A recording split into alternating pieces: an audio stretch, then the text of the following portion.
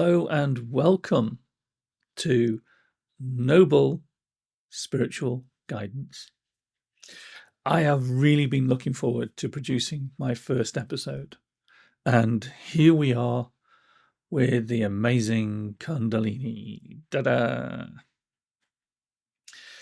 If there's anything I felt has been misunderstood, it would be this wonder-filled energy as one of those things. And just before I continue, let me add, Kundalini is viewed as in the feminine. One of the names for Kundalini is Kundalini Shakti. Shakti being the other half of Shiva, and Shiva being the masculine, Shakti is the female. So what I will do is interchange Kundalini with the word she. Now, everyone loves a bandwagon. The larger they perceive a movement becoming, the more eager they become to jump on board. People decide that because the majority of thinking is this way and they're over here, they want to dive in and go for it themselves, creating website and information, blah, blah, blah, blah. I say just do your research. So one of the largest bandwagons I've seen, Kundalini. Now, little history on myself. Kundalini rose at the age of 26. In relation to this rising, I feel she rose pretty high, and therefore my rising was gentler than some I've known. In 1 year of providing readings, I spotted 35 people that were experiencing Kundalini rising. Some of these people seemed to be not bothered. Others saying they would look into it. The general feeling came over as disinterest. And that, for me, is because I feel there was so little information on Kundalini at the time. There are phrases such as, Kundalini makes you do. Kundalini controls your life. Kundalini should never be touched. Kundalini never be activated.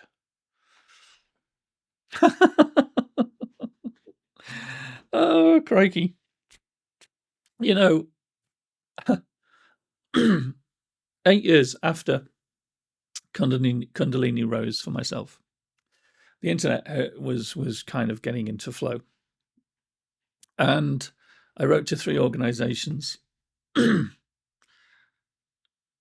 This really shows the bias in people and the information that's out there. And some societies so religiously bias that they don't want anything to do with what you're talking about. So the first organization came back, Kundalini should never be touched. Next organization comes back, Kundalini should never be activated. What do I say in response to this? Read your bloody emails. Because I said Kundalini had already been activated. I said Kundalini had already been touched. Even if you just read the bit that she's been activated, you'd know I'd opened the door. So, just read properly. The third organization came back and they said very politely, yes, you've had some kind of a rising and we would need you to fill out a form, which my assistant will send, and blah, blah, blah, blah, blah. Come on a course, and the course will cost £2,000. I didn't have £2,000, so I was not going on any course anytime soon. One phrase, which is where I can see controlling may come from, and yes, to be totally honest, it may come over as, well, she does force people. And this phrase, which I feel is kind of tongue-in-cheek, she who must be obeyed. And this is such a dumb phrase.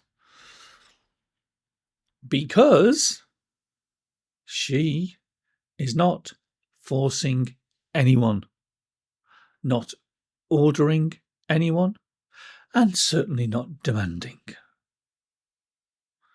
However, because she wishes to cleanse and clear a path forward. And in doing so, you may experience some discomfort from your own issues. It may be a roundabout way of viewing as forcing. There's more statements, but this is not where I wish to go.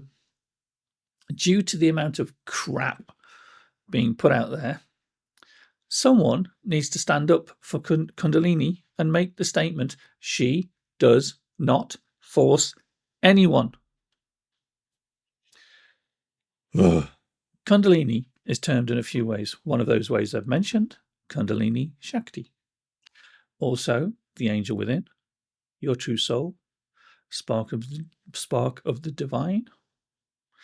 And they're viewed this way because Kundalini is seen as your angelic self, as your soul within, as an aspect of your soul within. So it's carrying all of this universal information.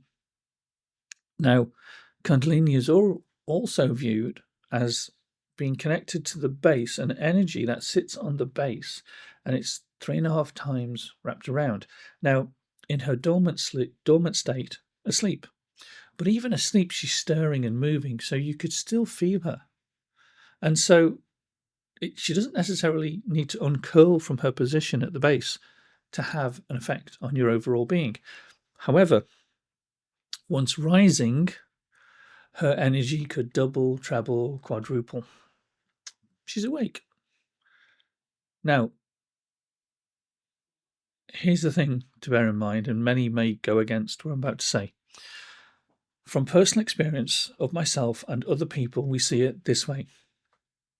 Kundalini has one objective: complete, uninterrupted union with the divine. It may take anywhere from a few moments to lifetimes to experience. The reason being pretty straightforward, and no one will want to hear it, because your blocks are your blocks from this lifetime and previous. Kundalini does not activate anything, not one thing. Will she purposefully switch on? If anything, she'll wait for her moment to try and cleanse through, or as some people interpret it, break through. Since she's not breaking anything, I don't know if I'll use that word, so she cleanses her way through. She's been known to pick a route and bounce backwards and forwards on this route. If she finds that a failure, off to the next route. Now, how she's creating this route, I'll just explain something about that. On the left, we have Ida, and on the right, we have Pingala. These two routes move their way through the chakras. They weave their way through. So let's say Kundalini comes to the solar plexus and she's trying to cleanse her way through and she's not really working. What she may do is come out of the Sushumna, the central channel, into either Ida or Pingala. And then she tries to make her way through that way. However, Ida and Pingala connect up at the third eye and they're dead end routes. They don't go anywhere. So even if Kundalini gets into one of these routes, she may go, oh, this is fantastic, I can go all the way to the top, and then ding, she can't. So then she has to come back down and make her way back into one of the other chakras and start all over again, trying to go up. So it's a constant working her way through. She is autonomous to the extent of trying to move through to the crown chakra. She is not autonomous in causing you issues. In my 30s, I did transmediumship, lowered my conscious state for a guide or spirit to enter, opened the throat chakra so they could speak through it, and one day I felt an energy movement as a guide entered into my form. And this move of energy that seemed to accompany the guide was totally different to the guide.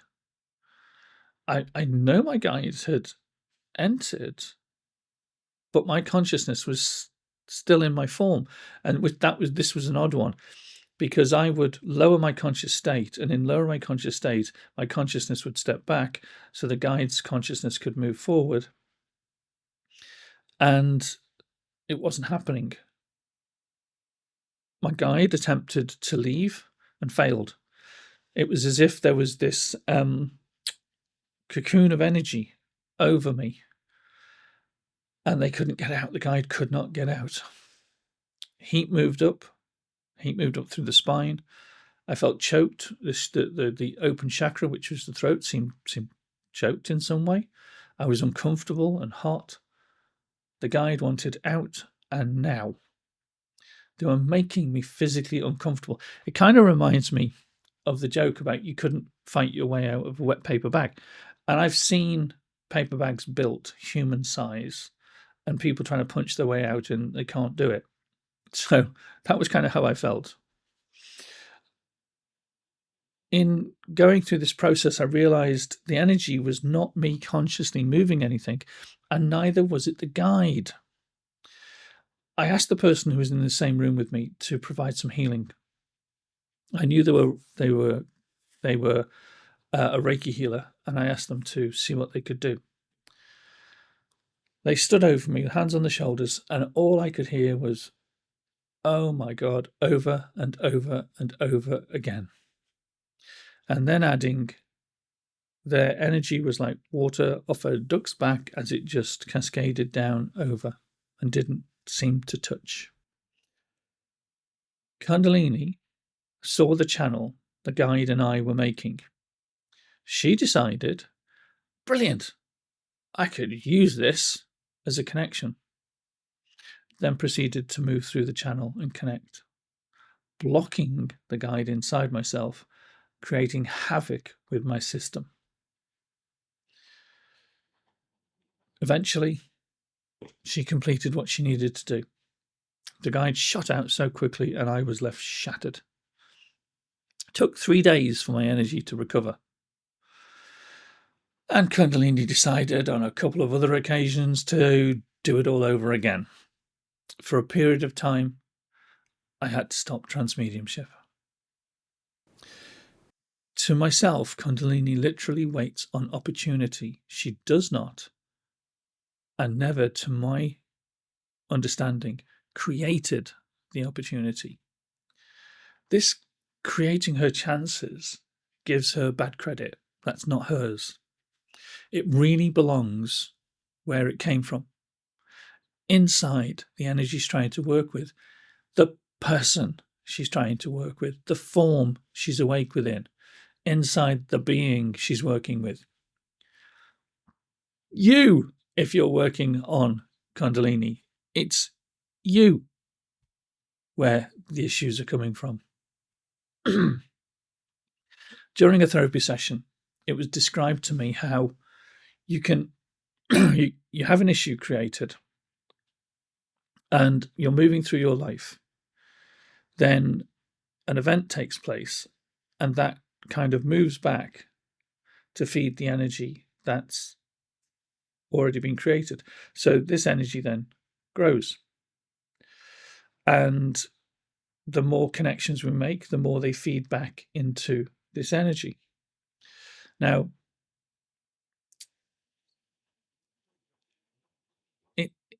it could build and just sit there inside you, waiting for a moment to kind of come out. Or it could build to such an extent where it's too much to be held and it comes out into your system, your mental state, your energy state. It comes out within you. There's a brilliant book, The Body Keeps the Score. I'll show it up here.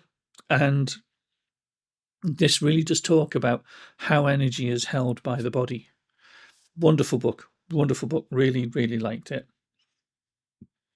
Kundalini is looking to cleanse an issue. That's already present, thereby clearing the way for her to connect. She didn't bring the issue with her.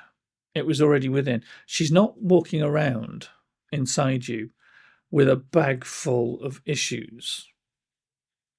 No, that's not happening. It's already within you. One of the things I do is perform a heart chakra cleanse. This action is to clear blocked energy from around the heart chakra, enabling it to breathe. What's made clear during the process is how the energy that's blocking the heart is trying to also protect the heart. It's a weird thing because it's like but all that's happening is more energy is building up on top of it. So it means that it's harder for the heart to breathe. It's easier for the heart to breathe and heal itself than it is to be blocked and breathe, obviously. I mean, come on. Long term, I wouldn't suggest your blocks are protecting. If anything, they are ticking time bombs waiting to explode into your emotional states. Kundalini sees this energy for what it is. It's a block for her to move forward in this lifetime. And the one thing Kundalini will attempt to do when she comes across one of these blocks, cleanse it. It's what she does. Any relationship issue that goes on for weeks, months, years, it can all cause a block inside, and it can keep popping up and keep popping up. Holding on to someone after they've passed away creates blocks in the energy system. It needs clearing, it needs to be releasing. It's far, far better to mourn the loss of a loved one. Not so healthy to hold on to it all the time. Like a pet dying, same thing. Don't hold on, mourn it. If what is causing the pain can't be solved to create a smoother pathway for moving forward, it will just cause hiccups along the way if it keeps popping up. Far better to let go of what causes pain, but very obviously keep what helps and supports. Now, I say this because I have been witness to events where one person's ordering another person to get rid of something. However, what's being ordered to be gone is actually what provides the other with their comfort. Now, this might seem like a contradiction because, like, for instance, somebody mourning the loss of a loved one, that could be helping them get through something. But it depends on how long it goes on for and how long do they keep mourning them. At some point, they need to appreciate what has been, but let the pain go. Let it go. Blocks Kundalini faces come from within. They are blocks the person has created either in this lifetime right now or your previous lifetime. But they're still issues that have been built by the being. And they could be as simple as not having a clear energy channel, could be eating incorrectly, not having a healthy body. But then they could be deep-seated personal issues. They could range from wrong partner to wrong family, perhaps even emotional issues, as I've mentioned. There's a multitude of possibilities linking in a block as to why Kundalini can't move forward. It's my belief pain felt does and always will come from the individual. Kundalini does not, never will, and never has carried pain with her to pass on to you. This would be utter crap bullshit. A castle of cards waiting for a breeze to blow down. Research before working with someone. Accept no one as is because a friend told you. No, I'm not saying don't trust your friend, but I am saying trust your own research and experiences. The next video I bring to you will be all about my own knowledge, slightly blind knowledge, of my Kundalini rising, the experience I went through and where I am now. And I say blind knowledge because at the time Kundalini rose, I knew nothing about her. I was completely blind to who Kundalini was and how it may affect. So, thank you for being a part. Thank you for being here. So come on, click link, click the like, click subscribe, click the notification, be a part of the next video. Thank you, and blessings to you all. Thank you.